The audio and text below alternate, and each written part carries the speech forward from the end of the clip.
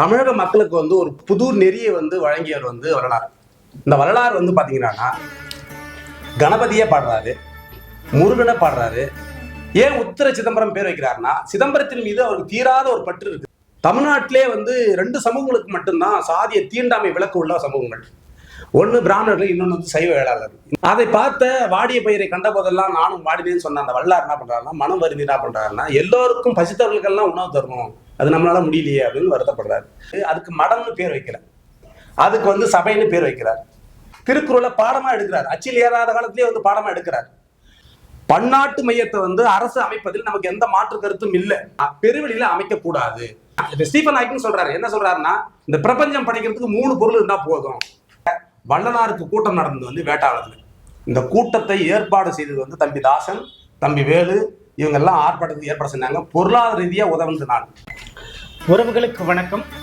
இன்று நாம் பேச இருக்கின்ற தலைப்பு வடலூர் பெருவழியில் சர்வதேச மையம் திமுக அரசால் அந்த இடத்தில் தேர்வு செய்து கட்டி எழுப்பி கொண்டிருக்கிறார்கள். பெருவாரியான சன்மார்க்க அன்பர்களும் உலக தமிழர்களும் அந்த இடத்தில் குறிப்பிட்ட வடலூர் சத்தியஞான சபை பெருவழியில் அந்த பன்னாட்டு மையம் வருவதை எதிர்க்கிறார்கள். அது குறித்தான கலந்துரையாடலை வந்து அண்ணன் தலஞ்சங்களோடு இன்று நாம் விவாதிக்க இருக்கிறோம். வாங்க போவோம். அண்ணா வணக்கம். வணக்கம். திமுக அரசால் வடலூர் பெருவழியில் சர்வதேச மையம் வந்து அமைக்க இருக்கிறது. அதை பற்றியான உங்கள் பார்வையும் குறிப்பிட்டு அந்த இடத்திலே ஏன் அரசு அமைக்கிறது என்பதை நீங்கள் பேசலாம்.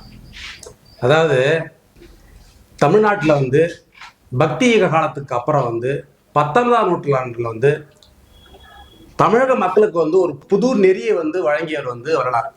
இந்த வரலாறு வந்து பார்த்தீங்கன்னா கணபதியே பாடுறாரு, முருகனை பாடுறாரு, பெருமாளை கூட பாடுறாரு, தில்லை நடராஜரை பாடுறாரு, சிதம்பரத்தை பாடுறாரு. இவங்க எல்லாருமே பாடிய அந்த வரலாறு வந்து தில்லை நடராஜர் கோயில், அதாவது சிதம்பரம் கோயில்ல வந்து சில கசப்பான அனுபவம் பேர்ல வந்து வடலூர்ல வந்து ஞான சபையை வந்து அமைக்கிறாரு. இந்த வடலூர்ல வந்து ஞான சபையை அமைச்சு அதுக்கு பேர் கூட வந்து உத்தர சிதம்பரம்னு பேர் வைக்கிறார். ஏன் உத்தர சிதம்பரம் பேர் வைக்கிறாருன்னா சிதம்பரத்தின் மீது அவருக்கு தீராத ஒரு பற்று இருக்குது. அதனுடைய தாக்கத்தின் பேர்ல தான் அவர் வந்து உத்தர சிதம்பரம்னு பேர் வைக்கிறார். சரி, அவருக்கு சில கசப்பான அனுபவங்கள் ஏற்பட்டுன்னு சொல்றேன் இல்லையா, அது என்ன நடந்துச்சு அப்படின்னா, வள்ளலார் வந்து சிதம்பரம் கோயில்ல இருக்கும்போது வந்து தமிழ்நாட்டிலே வந்து 2 சமூகங்களுக்கு மட்டும்தான் சாதிய தீண்டாமை விலக்கு உள்ள சமூகங்கள். ஒன்று பிராமணர்கள், இன்னொன்று வந்து சைவ வேளாளர்கள். இந்த 2 சமூகம் வந்து சாதிய தீண்டாமை விலக்களிக்கப்பட்ட சமூகங்கள். மற்ற சமூகங்கள்லாம் வந்து பார்த்தீங்கன்னா கேட்டகரி வயசுல ஏதோ ஒரு வகையில் வந்து தீண்டாமைக்கு உட்பட்டிருப்பாங்க. தமிழ்நாட்டில் இது நிகழ்ந்த நிகழ்வுகள் இது. ஆனால் வல்லார் வந்து யாருன்னு பார்த்தீங்கன்னா அந்த சைவ வேளாண் சமூகத்துக்குள்ள ஒரு உட்பிரிவில் பிறந்தவர். அதனால அவருக்கு அந்த எந்த ஒரு சாதிய தீண்டாமைக்கும் உட்படாத ஒரு நபராக தான் இருந்திருப்பார். அதனால அவருக்கு அங்க வந்து அந்த மாதிரி கசப்பான அனுபவங்கள் இது ஏற்படலை. ஆனா வேற என்ன ஏற்பட்டுச்சு அப்படின்னா, தில்லை நடராஜர் கோவில்ல வந்து அன்னதானம் போடப்பட்டதாக அப்பர் பாடுறார். அப்படிப்பட்ட தில்லை நடராஜர் கோவில்ல அன்னதானம் வழங்கும் போது வந்து ஏழை எளிய மக்களுக்கு வந்து அங்க சாப்பாடு போடுறது. அதை பார்த்த வாடிய பயிரை கண்ட போதெல்லாம் நானும் வாடினேன்னு சொன்ன அந்த வல்லார் என்ன பண்றாருன்னா, மனம் வருந்தி என்ன பண்றாருன்னா, எல்லோருக்கும் பசித்தவர்களுக்கெல்லாம் உணவு தரணும், அது நம்மளால முடியலையே அப்படின்னு வருத்தப்படுறாரு. 2வது வந்து தில்லை தீட்சிதர்கள் வந்து பாத்தீங்கன்னா தமிழை வந்து வழிபாட்டு மொழியா அங்க அங்கீகரிக்கல. அது வந்து ஒரு மிகப்பெரிய அளவில் வந்து வருத்தமாகுது. வல்லார் வந்து பாத்தீங்கன்னா ஒரு தீவிரமான தமிழ் தேசியவாதின்னு நான் சொல்லுவேன். ஏன் அப்படின்னா, வல்லார் வந்து உத்திர சிதம்பரத்தை உருவாக்கின பிறகு என்ன பண்றாருன்னா, அவர் வந்து அதுக்கு மடம்னு பேர் வைக்கல, அதுக்கு வந்து சபைன்னு பேர் வைக்கிறார். அதே போல வந்து 50 வயதுக்கு முற்பட்டவங்களுக்கு வந்து தமிழ் சொல்லித்தராரு. திருக்குறளை பாடமா எடுக்கிறார், அச்சில் ஏறாத காலத்திலேயே வந்து பாடமா எடுக்கிறார். அப்புறமா பாத்தீங்கன்னா அவர் வழிபாட்டு முறைகள்ல எல்லா இடங்கள்லயுமே தமிழை வந்து எல்லா இடங்களுமே பாடமா தமிழையே பேச சொல்றாரு. மிக எளிமையாக மக்களுக்கு இணக்கமாக ஒரு வழிபாட்டு நெறியை தான் வள்ளலார் கொண்டு வர்றாரு. தமிழ்நாட்டு வரலாற்றுல பாத்தீங்கன்னா தமிழ் அன்னை என்னை பற்றி யாராவது பாட வரமாட்டாங்களா அப்படின்னு ஏங்கி இருந்த காலகட்டத்துல பாடினவங்க 2 பேர் முக்கியமானாங்க. ஒருத்தர் வந்து அருணகிரிநாதர், இன்னொருத்தர் வந்து பாத்தீங்கன்னா வல்லார் அவர்கள். அருணகிரிநாதர் வந்து 16,000 திருப்புகழ் பாடுறாரு. அவர் பாடப்பட்ட காலம் பாத்தீங்கன்னா தெலுங்கர்கள் ஆட்சி வந்து தமிழ்நாட்டில் இருந்த காலம். அங்க எல்லா ஆட்சி மொழியா, அதிகார மொழியா, பண்பாட்டு மொழியா எல்லாம் இருப்பதே தெலுங்கு. இதை பார்த்து மனம் எழுதி போய் தான் ஒரு 16,000 திருப்புகழ் பாடுறாரு. அருணகிரிநாதர் பத்தி இன்னொரு இதுல பார்க்கணும். அதே போல வல்லார் வாழ்ந்த காலகட்டத்தில் வந்து பாத்தீங்கன்னா அதே தெலுங்கு மேலாதிக்கம் பிளஸ் வந்து ஆங்கில மேலாதிக்கம் இருந்த காலகட்டம். தமிழ்ல வந்து எதுவுமே அச்சில் ஏறப்படாத காலகட்டம். அந்த காலகட்டம் தான் இவர் வந்து 6 திருமுறைகளை பாடுறாரு. அது மட்டும் இல்லாம தமிழுக்கு இந்த மாதிரி தொண்டுகள்லாம் ஆற்றுறாரு. அவர் வந்து இந்த ஞான சபையை அமைக்கும் போது பாத்தீங்கன்னா முழுக்க எந்த இன்ஜினியர் வச்சு அவர் கட்டல. நேரடியா அவருடைய மேற்பார்வையில தான் அது வந்து கட்டப்படுது. மேட்டுக்குப்பத்தில் இருந்துக்கிட்டு அவர் தான் ஆலோசனை வழங்குறாரு. அவர் தான் வந்து எல்லாமே வந்து இந்த மாதிரி அமையணுன்றாரு. நீங்க பறவை பார்வை வந்து பாத்தீங்கன்னா தமிழுடைய அந்த ஆயுதத்தான அக்கு வடிவில் தான் அது வந்து அமைக்கப்பட்டிருக்கு. 12 கால் தூண் இருக்குது. அந்த 12 கால் தூணுக்குள்ள 4 கால் தூணுக்குள்ளதான் அந்த ஜோதி வழிபாட்டுக்கான தரிசனங்கள் வந்து மக்களுக்கு அது வழங்கப்படுது. இதெல்லாம் பண்ணும்போது அவர் என்ன பண்றாருன்னா ஒரு பெருவெளியை ஏற்படுத்துறாரு. அந்த பெருவெளியில வந்து பாத்தீங்கன்னா அவர் பிறந்த மருதூர்ல இருந்து 3 கிலோமீட்டர், அவர் இருந்த மேட்டுக்குப்பத்துல இருந்து 3 கிலோமீட்டர் அந்த ஞான சபையை வந்து அது அமைக்கிறார். ஏன் இந்த மாதிரி தொலைவில் 3 கிலோமீட்டர் தொலைவில் அவர் அமைக்கிறாருன்னா வருங்காலத்துல மக்கள் வந்து இன்னைக்கு இருக்கிற மாதிரி இல்லாம ஒரு பெரிய அளவில் கூடும்போது இன்னைக்கு கிட்டத்தட்ட 15 லட்சம் பேர் கூடுறாங்க தைப்பூசத்துக்கு. அந்த மக்கள் அங்க நின்று ஜோதியை வந்து தரிசிக்கணுன்றதுக்காகத்தான் அவர் வந்து அந்த மாதிரி ஒரு ஏற்பாடு செய்தார். இது நேரடியாக அவரே பண்ணது. அவர் செய்த பிறகு அவர் வந்து அது நேரடியாக அதில் கலந்துக்கவே இல்லை. கடைசி வரை மேட்டுக்குப்பத்திலே இருந்து தான் அவர் வந்து மறைகிறாரு. இதை வந்து வழங்குறது யாரு அப்படின்னா அங்க இருக்கிற மக்கள் தான் வந்து வழங்குறாங்க. எவ்வளவு வழங்குறாங்க அப்படின்னா கிட்டத்தட்ட வந்து 80 காணி நிலங்களை வழங்குறாங்க. இந்த 80 காணி நிலம் என்பது 108 ஏக்கர். அதுல வந்து இன்னைக்கு வந்து 45 ஏக்கரை வந்து மக்களே வந்து ஆக்கிரமிச்சிடறாங்க. இப்ப இருக்குதே 60 ஏக்கர் தான். அதுல 40 ஏக்கர் வந்து நாங்க பன்னாட்டு சர்வதேச மையத்தை நாங்க அமைக்க போறோம்னு சொல்லிட்டு வந்து அரசு சொல்லுது. பன்னாட்டு மையத்தை வந்து அரசு அமைப்பதில் நமக்கு எந்த மாற்று கருத்தும் இல்லை. நீங்க மாற்று கருத்து அனுப்புங்க. ஒரு பக்கத்துல வந்து நல்ல ஒரு பாடலை ஏற்றலாம், சொற்பொழிவு ஆற்றலாம், வரலாறு குறித்து பேசலாம், கட்டுரைகள் ஏற்றலாம். இந்த மாதிரி மண்டபங்கள் அமைப்பது, அன்பர்கள் வருவவங்களுக்கு தங்கறதுக்கு ஏற்பாடு செய்து கொடுப்பது, இது எல்லாமே தேவைதான்.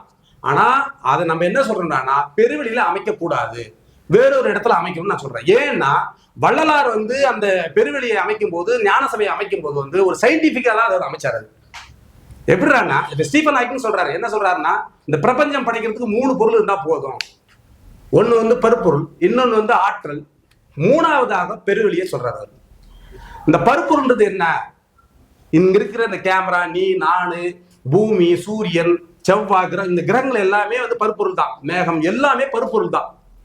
அதே போல ஆற்றல் 5 கோடி கிலோமீட்டர் இருந்து நமக்கு வந்து சூரிய ஒரு நட்சத்திரத்துல இருந்து நமக்கு வருதுல ஒளி, இதுதான் ஆற்றல். அப்ப இந்த பருப்பொருளும் இந்த ஆற்றலும் இயங்குவதற்கு பெருவெளி தேவை. புரியுதுங்களா? இந்த பெருவெளின்றது விரிவடைஞ்சிட்டே இருக்குன்றான். யார்? ஸ்டீபன் ஹாக்கிங் சொல்றான். அது விரிவடைஞ்சு கொண்டே இருக்கும் அப்படின்னு சொல்றான்.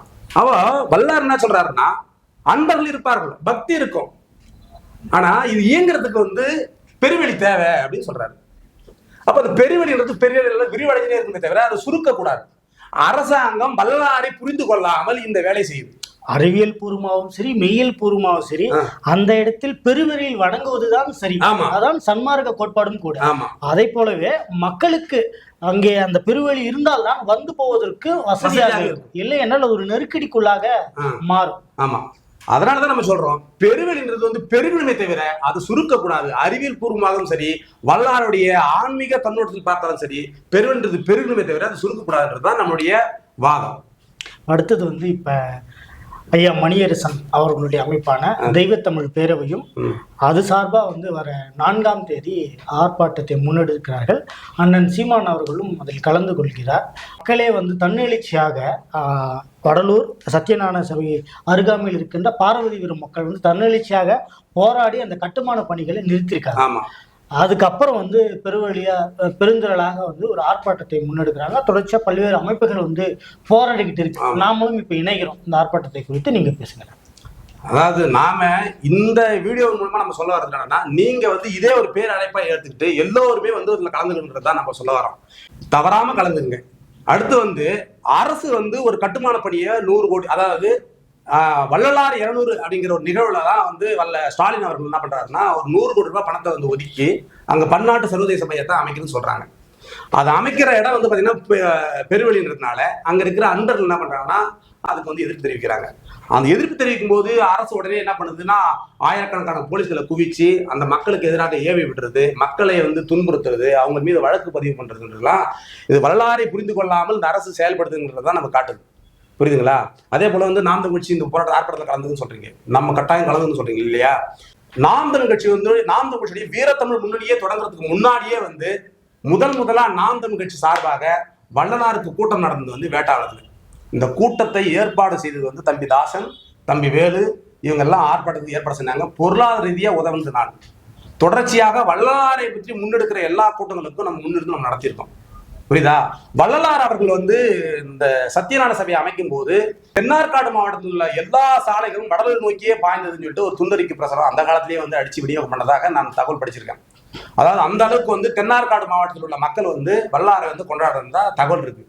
அதே போல இந்த தென்னார்காடு மாவட்டத்தை சேர்ந்த நான் வந்து என்ன சொல்றேன்னா, இந்த ஆர்ப்பாட்டத்துல கட்டாயம் நம்ம எல்லாருமே, நாம் கட்சி உட்பட தமிழ் தேசியவாதிகள் எல்லாருமே கட்டாயம் கலந்துக்கிட்டு பெருவெளியில அரசு இந்த கையகப்படுத்துற அந்த நிலத்தை வந்து தடுத்து நிறுத்தணுன்றத இந்த நேரத்தில் நான் கோரிக்கை வச்சுக்கிறேன். அதே போல நாம் தமிழ் கட்சி பொறுத்த அளவுக்கு தம்பி வந்து 2016 தேர்தல் நிற்கும் போது கூட வள்ளலாருடைய படத்தை அடிச்சு துண்டறிக்கையா கொடுத்து தம்பி தான்.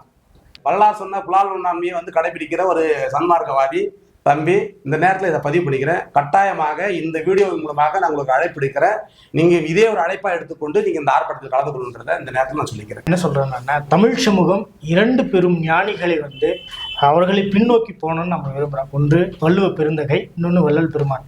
2 பேரும் காட்டிய அந்த வாழ்வியல் நெறி மூலமா போனோம்னா நமக்கு வந்து எல்லா வகையான வாழ்வும் எல்லா வகையான அறிவியல் பூர்வமாகவும் இருக்கும். இவர்கள் 2 பேருமே வேத மார்க்கங்கள்னு சொல்லக்கூடிய வைதீக மரபுக்கு எதிராக, ஒரு சனாதனத்துக்கு எதிராக ஒரு மரபை நாம் வந்து தொடர்ச்சியா, தமிழ் மரபே அப்படித்தான். சனாதனத்துக்கு எதிரான மரபு தான் தமிழ் மரபு. இதில் வந்து ஒரு ஜனநாயகம் இருக்கும், ஒரு அறிவியல் பூர்வமா இருக்கும், ஒரு உண்மை மெய்யியல் இருக்கும். ஸோ அப்படி வள்ளலாருடைய சுத்த சன்மார்க்கத்தை வந்து நாம் எப்போதும் போற்றுகிற ஒரு தமிழராகத்தான் நாம் இருக்கிறோம். அந்த பெருவழியில் வந்து நாம் காக்க வேண்டிய கடமை ஒவ்வொரு தமிழருக்கும் உண்டு. அதன் அடிப்படையில் இந்த ஆர்ப்பாட்டத்தை முன்னெடுக்கின்ற தெய்வ தமிழ் பேரவைக்கும் நாம் தமிழர் கட்சியும் துணை நிற்கிறோம். நாமளும் போய் கலந்து. நன்றி.